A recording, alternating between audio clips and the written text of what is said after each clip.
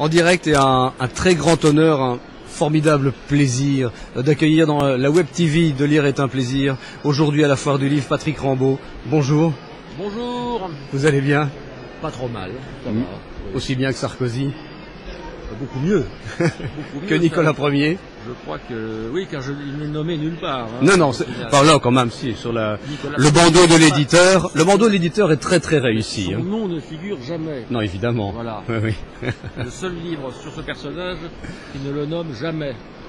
Alors, par rapport à l'illustration, c'est clair, on vous connaît un intérêt prononcé pour Napoléon, qui lui a valu et surtout vous a valu le prix Goncourt il y a 10 ans avec La Bataille. Hein, c'était le début d'une splendide trilogie.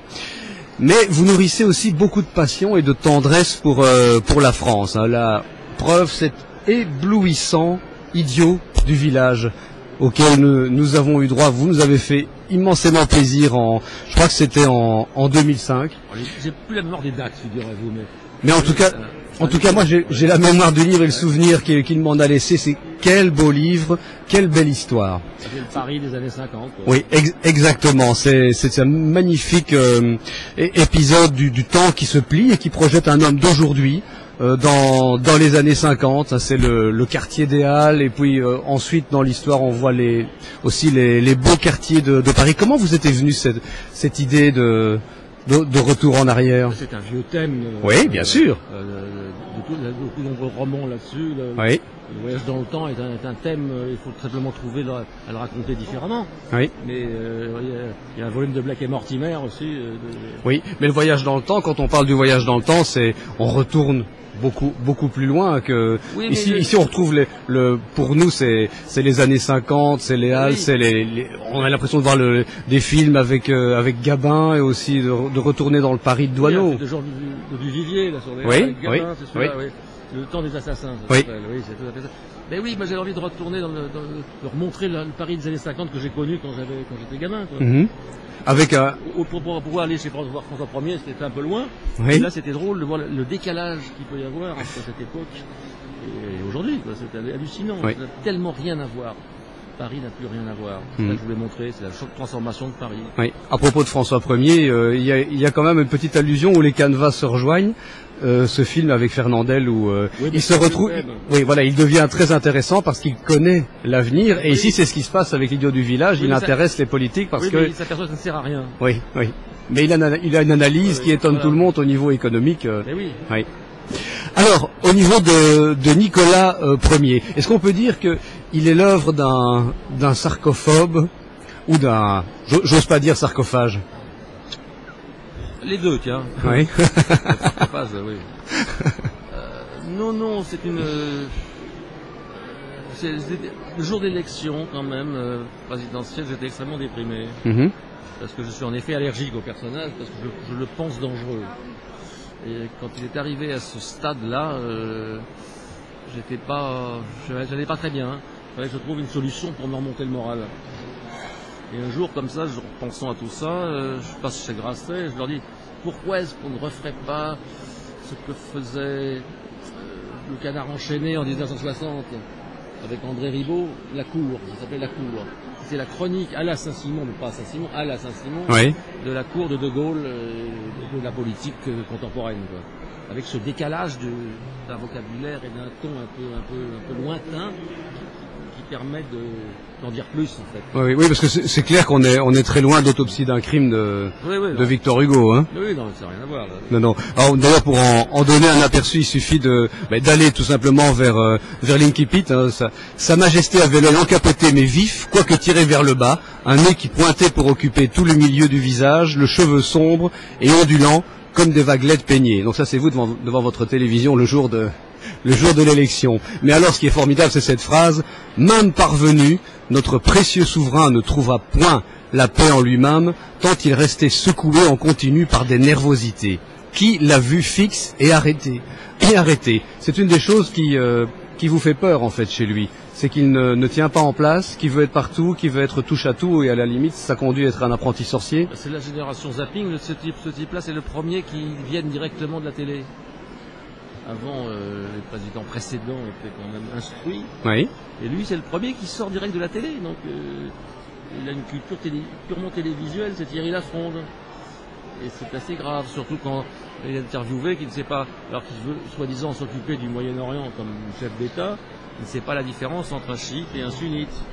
C'est un peu grave quand même. Donc c'est sa culture qui fait peur. Oui, c'est ça. Donc il est, oui, c'est culturellement insuffisant pour être président de la République. Et finalement, quand il s'agit de la France, c'est encore pire que les États-Unis au niveau culturel. Parce qu'on pourrait faire un parallélisme. Avec Bush, on l'a abondamment critiqué pour sa mauvaise connaissance de tout. Bah, il sait toujours pas où est le Pakistan. Hein. Oui. C'est pareil, non, c'est quand même. C'est pas tout à fait le même, mais s'y ressemble. Et vous avez bien conscience que votre but était aussi d'amuser. C'est-à-dire c'est le principe de. Quand je faisais des parodies aussi, oui. Au lieu de faire une critique de Marguerite Duras, j'ai inventé Marguerite Durail et je l'ai fait parler comme Marguerite. En décalant un tout petit peu, en exagérant un peu, pour faire rire.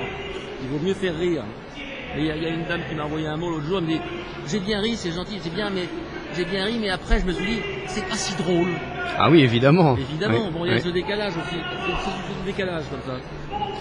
Alors, au niveau des personnages, on peut les passer en revue. Il y a donc Nicolas Ier, ensuite il y a l'impératrice, qui finalement n'aura fait que le premier acte, la première scène.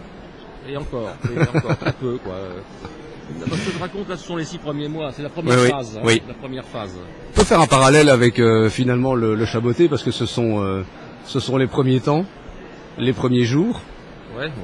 Ce parallèle graphique ici, il a été fait par l'éditeur ou il a été fait avec votre aval? Non, c'est un tableau que Olivier Nora, qui est le patron des éditions Grasset, a trouvé à Francfort. C'est un peintre allemand qui a la particularité de prendre tous les hommes politiques européens et de les mettre dans des tableaux célèbres. Et tout d'un coup, il a vu ça, c'était publié dans un journal allemand, je ne sais plus lequel. D'accord. Et on a dit, c'est pas mal comme bande. Oui. Ça va pas plus loin. C'est pas mal parce que c'est une peinture, c'est pas un montage. Oui. Donc ça donne un relief différent. Et évidemment, oui, en effet, plus de crédit. Mais ça a été fait avec votre aval. De toute façon. Des idées, des gens, oui. Sont bienvenus. Alors les personnages, comme vous disiez, on ne cite pas Monsieur S, Monsieur le Président, mais on reconnaît évidemment tout le monde. Un certain duc de Bordeaux. Bah oui, le duc de Bordeaux. Voilà, on voit de qui il s'agit. Bah oui, c'est le duc de Bordeaux. Même quand on est en Belgique. Même en Belgique, bah oui. On dirait pas plus alors. Alors ce qui est aussi évidemment amusant, c'est le chapitrage, et ça c'est toujours évidemment dans la perspective de la parodie, où on retrouve c'est un style 18e. Non, c'est un procédé de roman. Oui. Alexandre Dumas a fait ça. Oui. Il y a plein de gens. Ah oui, c'est exact. Oui. Des petites têtes de chapitre comme ça pour allécher le lecteur. Donc voilà ce qui va se passer dans le chapitre et puis hop, et on y va. Quoi. Alors la question est inévitable. Si Carla Bruni avait pu rentrer dans le livre, quel rôle aurait-elle eu? Écoutez, j'ai fait ce livre, j'ai arrêté en novembre dernier. Oui. Ça sort en juillet, ça sort en janvier. Qu'ils ne soient pas trop gros. Oui. C'était la première phase qui se bouclait. Mais rien n'interdit qu'il y ait un livre 2. Nous verrions la comtesse Bruni d'abord. Peut-être, on va voir ça. Qu'on verra apparaître juste avant les élections? Un peu avant, si on fait la jonction entre les deux.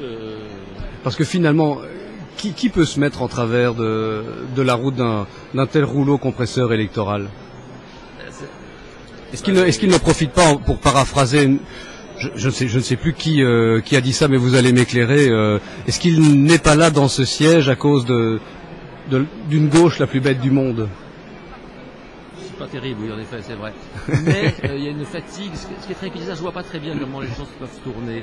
Parce qu'on sent, à Paris du moins, il y a une espèce de violence latente quand même, un peu partout, qui est très très curieux. Moi, après ce livre, c'est la première fois que des gens m'arrêtent dans la rue pour me dire merci. Ils ont besoin de se défouler, que ça sorte. Oui. Et là, ça commence à devenir dangereux. Parce que son état de grâce est passé, tout le monde voit le jeu. Par miracle, le livre sort le jour où ça commence à basculer. Quoi. Oui. Parce qu'il y avait même, à un certain moment, je crois dans les caméras, il y avait plus qu'un Solers pour l'attaquer. Je crois que même Max Gallo... Max Gallo, c'est... comment voulez-vous qu'un paillasson morde? C'est pas possible. Je vous taquine, si je vous amène sur le sujet, c'était volontaire. C'était pour avoir cette réponse, j'espère. Voyez-vous. Patrick Rambaud, merci beaucoup, merci pour le plaisir que vous nous apportez, même s'il est un peu plus éloigné de nous ce sujet. Peut-être qu'il rentrera dans l'histoire, je ne sais pas à quel titre. En tout cas, ce règne de Nicolas Ier qui vient de paraître chez Grasset. Il est sorti en poche il y a peu de temps, mais vraiment, je ne peux pas m'empêcher. Je sais que vous avez tous le coffret de la trilogie. Je ne peux pas m'empêcher de vous recommander encore une fois cet idiot du village. Merci beaucoup. Merci.